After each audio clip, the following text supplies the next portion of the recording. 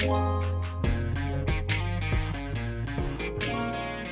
guys, welcome back to Main Character Syndrome. I'm your host, Alyssa, also known as your favorite redhead, with Miss Rebecca. Hey, Rebecca. Hey. Good to have you back. So happy to be back. So, we just finished A Court of Thorns and Roses through A Court of Wings and Ruin. Yes. What did you think of all of the Maas verse so far? I'm loving it. Mhm. I'm loving the plot twist. I'm loving the development of characters, all of it. What was your favorite part Of the entire series? of the entire series? I think Farrah's come up, the way Mhm. that she tricked herself in going back to the spring court. I thought that was amazing. Mhm. I think that's probably my favorite part so far, is just the different like characters she can play within herself. My favorite was Rhysand's character growth. He is such a king. He is Literally. king. He is literally the most emotionally supportive king there is. And I'll tell you why. Because I love a character that I love to hate. And that may show toxicity in my department, but I love it. I love a character that I love to hate. Because we hated Rhysand in A Court of Thorns and We Roses. did. We hated him. But when he was introduced, he actually like saved Feyre from these pig men or something like that.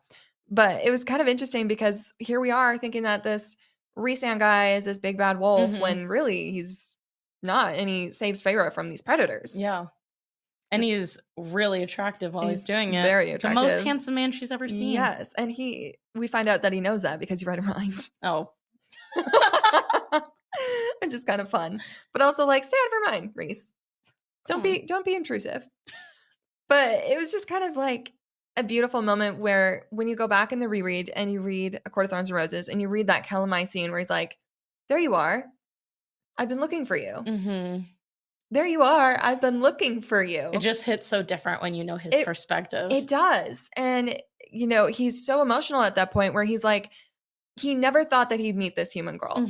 But here is, as he called it, a gift by the cauldron, that he was able to meet her for the first time and probably the only time. Yeah. Little did he know. LOL. Here comes Feyre traipsing down under the mountain to save Tim Tam. Tampon. Yeah. Good old Tammy. Tammy Tam. Okay. So we read all of Court of Thorns and Roses so far. Who is your favorite character? Okay. I know that most people's favorite character is going to be one of the main characters. Mine is not. It is Lucien. Lucien. Okay, do tell. I love him. He's such a softie. He's a ginger. Yeah. You just have a love for gingers. I truly do. It's evident. And he just has such a soft heart and so loving and caring. And I think that Tamlin really takes advantage of his loyalty. But I think he truly is the equivalent of Elaine, because when she's in human form, you're able to see how soft and sweet she is. And he is the male version of that.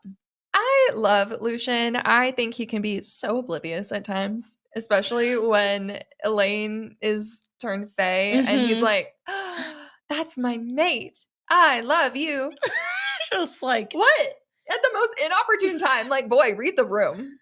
Read the room. Everyone hates you, including your mate. She's like in the worst trauma of her life. And yes. He's like, I love you though. I love you. But she's also engaged to someone else. But then again, so was Feyre. So. Yeah, hey. So was Feyre.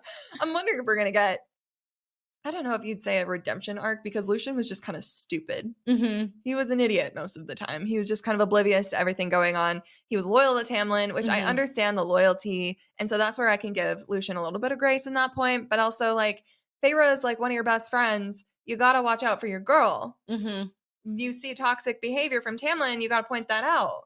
Yeah, that is something I didn't like, is he'd make sure she was okay after his, like, fits of rage. After Tamlin had his fits of rage, he would check on Feyre and make sure she was okay, and like it was evident, but never did anything to defend her. Which again is a slippery slope, because he is his High Lord and he has to he's basically his subject.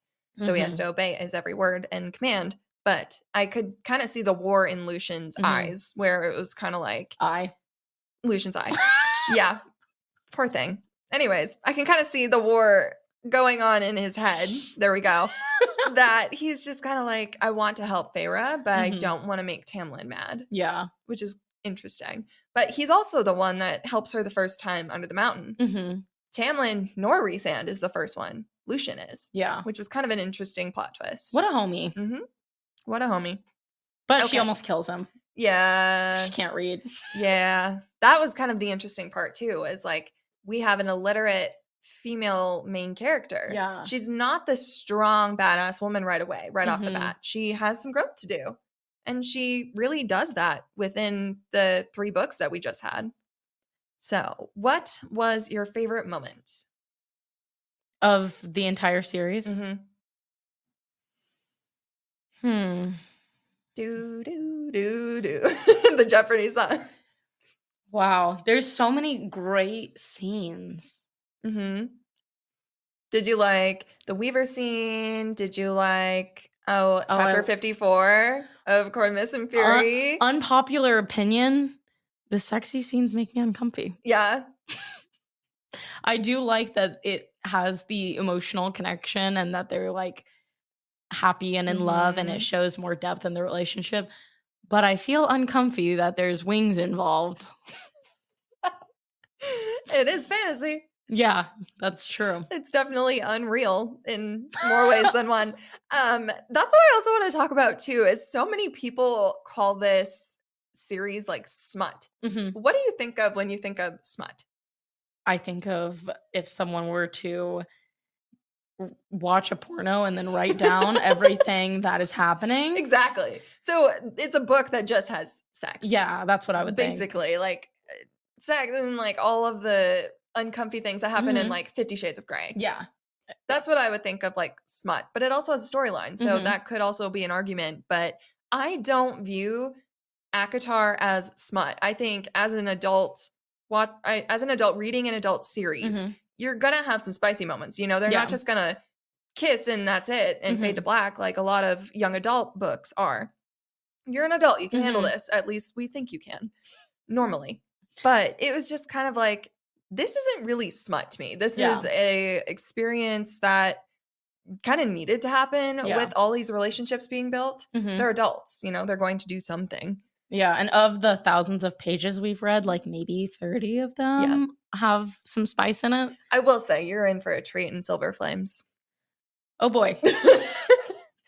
There's quite a few scenes. But again, I think of like a smut book as like, it's just sex all the time. Which like is every not other the chapter, case which here. is not the case with this book. Yeah. It's very tastefully done, the way that Sarah J. Maas does it, especially between Rhys and Feyre in chapter 55 of A Court of Mist and Fury, where it's kind of just a needed connection moment for them. You know, they just had this emotional epiphany with each other, and Feyre's just learning Rhys's point of view on everything that's happened, and she's finally realizing, you know, Calanmai wasn't what she thought it was, and everything that he's done, he's trying to protect her, and they come together in the most beautiful moment possible. It's funny that they're all covered in paint, but it's just kind of interesting. It's also cool to see Feyre's perspective, like when she was intimate with Tamlin versus when she's intimate with Rhysand. Like even in her head, it's a totally different situation. Yeah, and she didn't even feel comfortable to tell Tamlin that she was like throwing up in the middle of the night when he like noticed and did nothing. So it was kind of like his coping mechanism was just kind of like, I'm just gonna let her do her thing. Yeah, he's like, I don't see your problems, so they don't exist. Yeah. When Rhysand approaches it head on and he's like, yeah, you keep me up at night because you're throwing up. There's a bond. Like, you need to eat something tiny. Like, and then you need to fix this. Tamlin watched her wither away. So sad. Oh, but I guess one of my very favorite moments was the wedding, Feyre's wedding to Tamlin when Rhysand saved her. Yeah. And then he says the iconic line, "Hello, Feyre darling." And that's what Book Talk swoons to every single time the words are said. And I love it so much.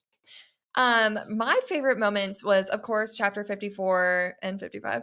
Chapter 54, when they are basically opening their souls to each other. But I also loved when she threw a shoe at him. Oh my gosh. during the wedding or after the wedding when Reese like saves her and he's like, I just saved you from like making a complete fool of yourself and having to tell Tamlin no. Yeah. Like I saved you that embarrassment. So that was cool. And then Starfall. Starfall was one of my favorite moments. And that's where the phrase that I always say at the end of this podcast came from. To the stars who listen and the dreams that are answered.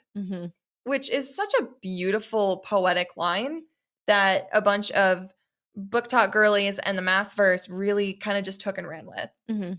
So that's another thing I absolutely loved about this book. And also just like the badassery of Feyre and her character growth throughout the book. You know, she goes from this timid little huntress in the woods to weaving like water wolves. Like, I'm this badass character. I can shapeshift into my worst enemy and infiltrate your camp and steal your people. Like, well, steal my people back. But it's just kind of an interesting concept.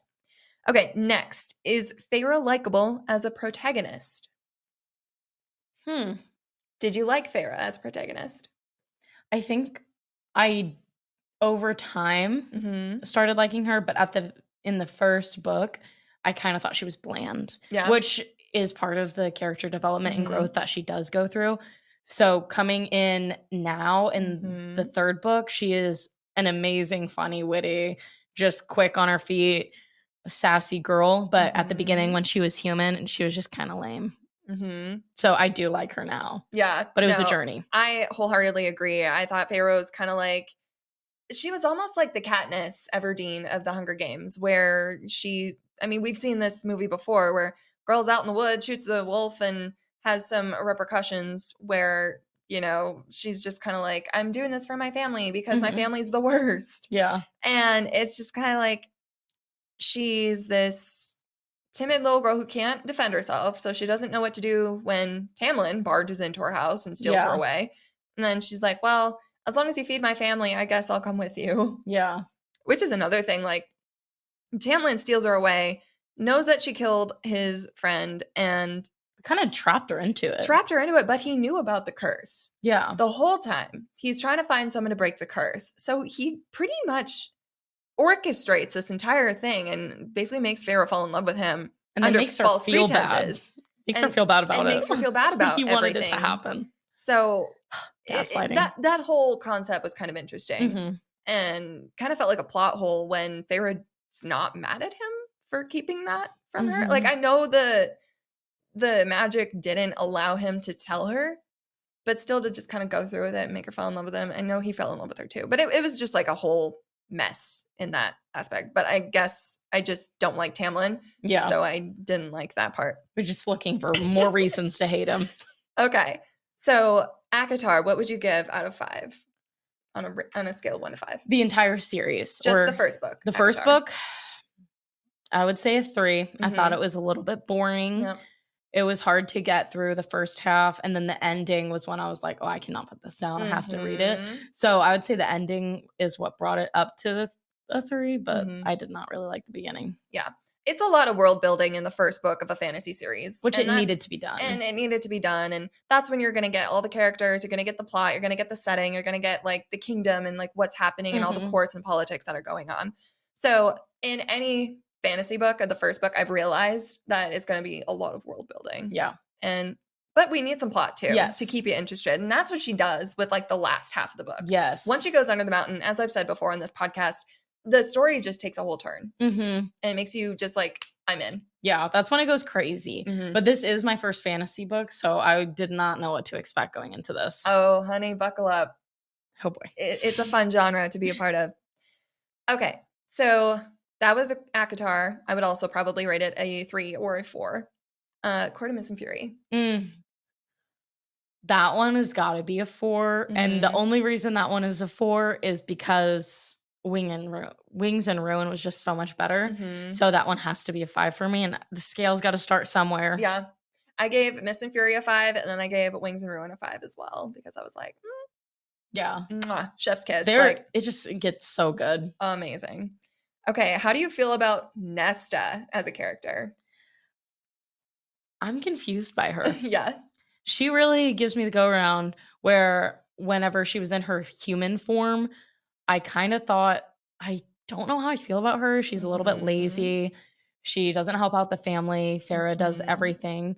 She came in with the mindset of being the eldest daughter and living with the mom and dad when they were living the lavish lifestyle, and then coming in and being poor after the mom had passed. She didn't think that she had to really do much, and she let Farrah just provide for everyone instead of her taking the reins and kind of going for it. But then she remembers like Tamlin's charm didn't work on her. So she comes back and like helps Farrah and is like, well, you're kind of being dumb if you came back here and you love him, kind of puts things in perspective for her. And then I'm like, okay, maybe I do like her. Then when she turns Faye, I'm like, yeah, she's a baddie. Yeah. I kind of thought Nessa was a bitch at first. Yeah. So, I mean, I still kind of do, but she's like a bitch that grows on you. So it's really interesting to see because Nessa, again, as the older sister, she should have this role as a provider for the family, but instead she lets Farrah handle everything. And Nessa and Elaine have this like connection that Farrah is kind of just like the outsider, the sister that just does everything for everyone else and everyone else reaps the benefits. But Nesta kind of was like another obsolete character for me in the beginning. Just kind of like Elaine, just like they're there. She's just not the best Farrah. She's not the best sister. But as we kind of learn who she is and we kind of get a glimpse at her stories and her feelings into A Court of Wings and Ruin and how basically she is traumatized from the cauldron, but still like has the strength and the wit to banter with Cassian, and her character growth is definitely better as the series goes on, and it'll only get better into Silver Flames, which is one of my favorite character growth stories. So I really like Nesta after Silver Flames. Perfect. Well, I like at the beginning where she's like entitled, I like being able to watch it kind of fall away where she thinks she deserves the money, and then now she is relying fully on Farrah in the night court, and you see just a little bit more appreciation there. Absolutely. Okay, do you think Farrah and Tamlin have a good relationship in A Court of Thorns and Roses? While reading it looking back? While reading it, before you look at the other books, did you think that they had a good relationship? I thought she was very much in love with him. And I guess while reading it, this is so embarrassing. Yeah. Yeah, I thought they were cute, and then I would see like little red flags like his anger, and I was like, that's not that cute. Yeah. And then seeing more little red flags where just Under the Mountain, is that the first one or the second one? Under the Mountain's the first one. Okay, so Under the Mountain, whenever he gets one moment alone with her and he chooses to try to sleep with her instead of rescue her, that was when I was like, F this guy. Yes. Forget him. He is the worst. Forget you, Tam. Definitely same. I felt the same way because I was like, Farrah and Tamlin have a cute little relationship in the beginning, but it was also kind of Stockholm syndrome. Yeah, because like it was like Beauty and the Beast. Because that's what I thought about the first book was, as I've said before, it's just another rendition of Beauty and the Beast. Like the damsel gets taken to the Beast Castle, has to stay there for however long to break this curse, and we don't know it at the time. But to break the curse, and it's just kind of like she falls in love with the Beast, and the Beast turns out not to be as bad as she thought. And I was like, I've seen this movie before. I've read this before. Like, what's new? Where's the difference? And then we go Under the Mountain, and it's completely different. Yeah. Wow, that's a good perspective. I never thought to compare it to Beauty and the Beast. Yeah, I mean, that's what it kind of made me feel like. But then we get this character, Rhysand. And I was like, ooh, who are you? Hello? But maybe that's just because, again, dark, handsome, fae male, why not?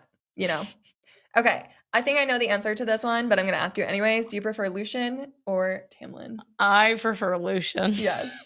Why? He's not as toxic, and I love his heart. He's just so sweet. Yeah. He's just a good guy overall. He's so loyal. He is. He's like your loyal puppy dog. That's what I kind of think of Lucien. I think of him as like a cute little puppy. Yeah, that's a really good description of him. Yeah. Like, I don't want to read any spicy scenes of him because I feel like they should not exist. So bad. Oh, man. Do you think Tamlin is an intriguing character?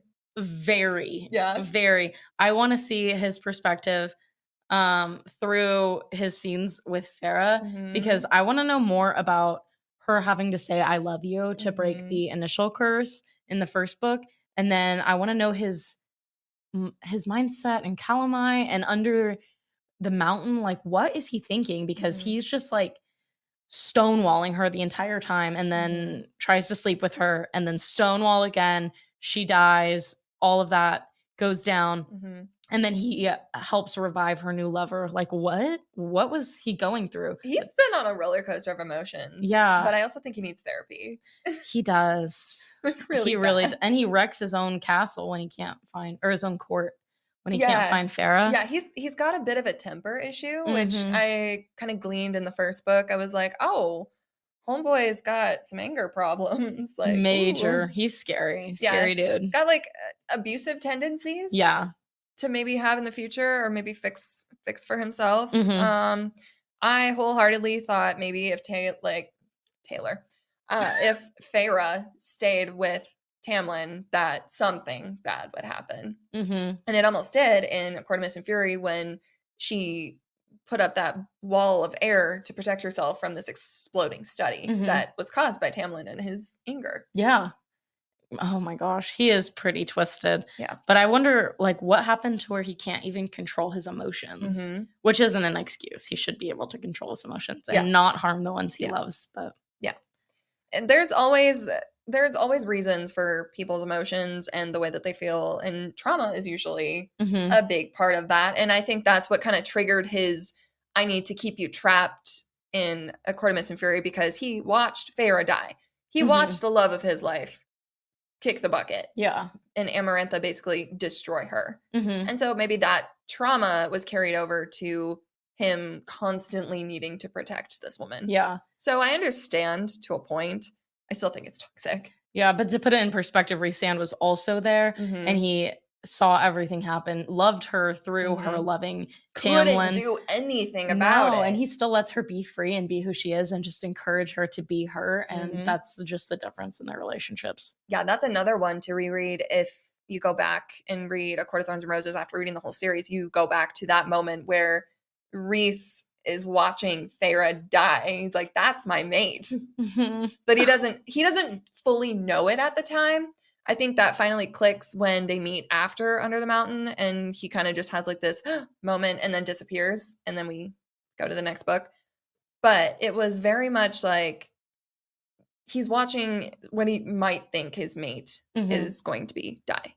And that's the love of his life that he'll never see again. Yeah. And so he was just trying to tug on that bond, and it was just like so beautiful that Farah was like, I see this bond I'm seeing like through a pair of eyes, and she didn't quite know it at the time, but that was Rhysand. Yeah. And then we find that out, and then it's so beautiful. That's why I want Rhysand's perspective.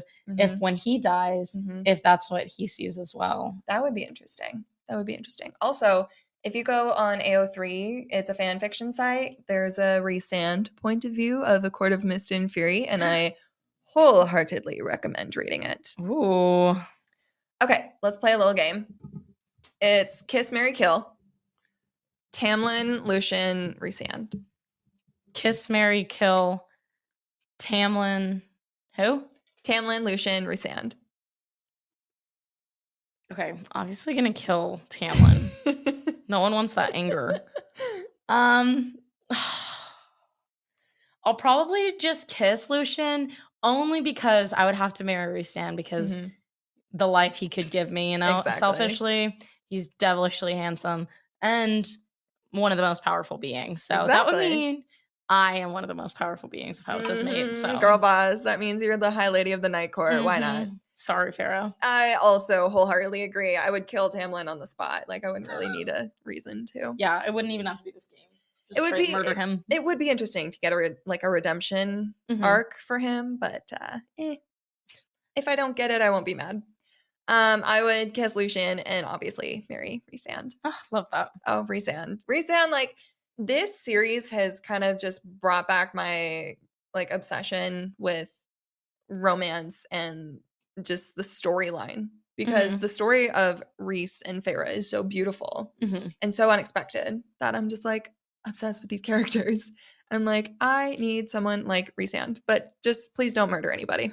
So that's all I ask. Okay. That's the bar. That's the bar. Don't kill anyone. Okay, kiss, marry, kill. Cassian, Azriel, Lucian. You're gonna make a lot of book talk girlies mad right now, aren't you? Probably. I don't have a preference between Azriel or Cassian, so I'm just gonna flip a coin here. I'm gonna kill Azriel. Everyone's gonna like come at your house and be like, die, Becca, die. I'll kiss Cassian and marry Lucian. Okay. Okay, unpopular opinion. Just because I have a crush on Lucian. You do. So, obviously, I don't know. I think I would kill Lucian. Sorry. I'm that's sorry. Probably the best choice, but I just can't do it. I can't deal with his stupidity sometimes. He's really dumb, and I'd put up with that. I've kind of grown to the point where like I used to deal with something like that in previous relationships, and now I'm like, I've had enough. I'm ready for adulthood. I'm ready for an adult relationship kind of thing. And Lucian is not it. Yeah. So I think I would kiss Cassian and I would marry Azriel because Azriel is a cinnamon roll and I love him dearly. And I think it's time for him to have some romance. Fair. And it gets to be you. And it gets to be me. And I'm the main character of this story. So of course. All right. And that is it for today. We will leave you with these parting words to the readers who listen. Have a great one. Thank you.